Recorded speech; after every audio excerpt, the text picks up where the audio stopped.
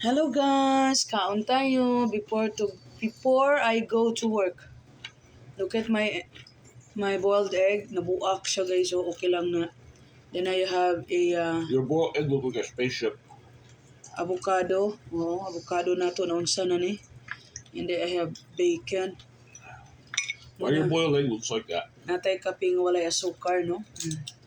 Si Hani katapad na ko nagkaon. Thank you Jesus. Kaon tayo.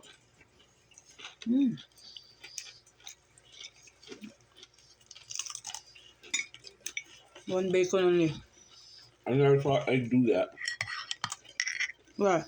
Like that. No, that's not it. It's different. Yeah, How you do that? I didn't do that. Ang avocado, itong avocado, pag hindi mo kainin agad, maglagom-lagom siya, no? Overripe. Avocado is good for cancer. To like cancer. Pwede kayong kakain ng avocado. Anytime. Yeah. Tom died from cancer. Christian died from cancer. Yes. Dad died from cancer. Rich died from cancer. Wow. Your friend is dying for cancer, huh? Yeah. My goodness.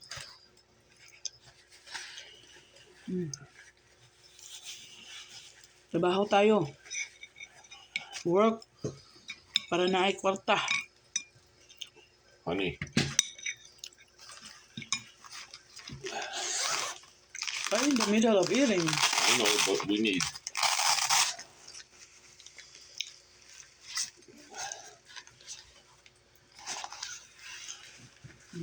Wanna put tani guys.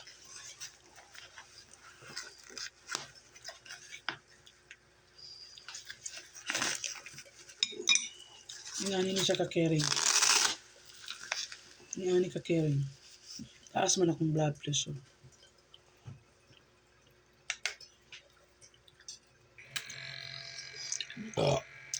Bless you. Thank you.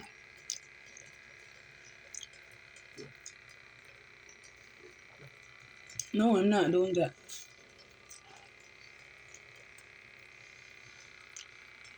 Nagkuha na puta. Iya kong Stay still. Let's wait till done.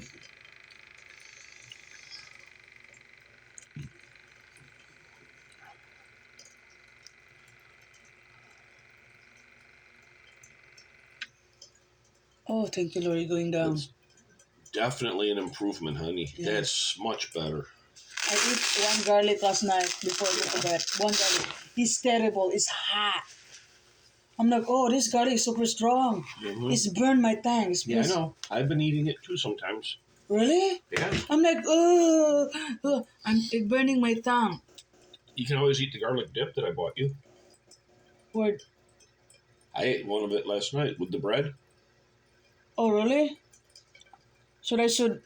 That's got lots of garlic in it, and they don't cook that garlic, I don't think. Oh, okay then. Kumain ako ng garlic last night, guys. Isang buo. Hoy, ginoo ko. Sabi ko, tapos ang hapdi pala papunta sa tiyan. Sabi ko, oh my goodness. Yan, guys. Oh. So, nag-go down na yung BP ko. So, i-maintain ko. Maintain ko lang. Ay, kape tayo.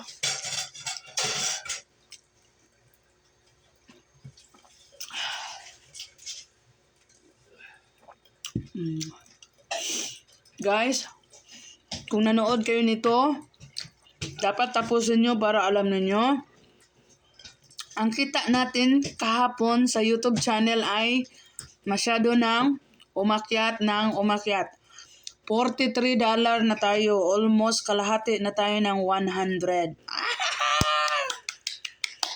At saka ito po yung kinuha ko kahapon kay Rhea. Itong aking sinabi na aking earrings na 2.6. Ito siya. Ano siya? Almost $12. 12,000 pesos ang binayaran ko. Hindi na ako nag-video, but nagbayad ako kay Rhea. Ayan, salamat sa lahat. Panoorin ninyo para alam ninyo. Ano yung sinabi ko. Bye, I love you.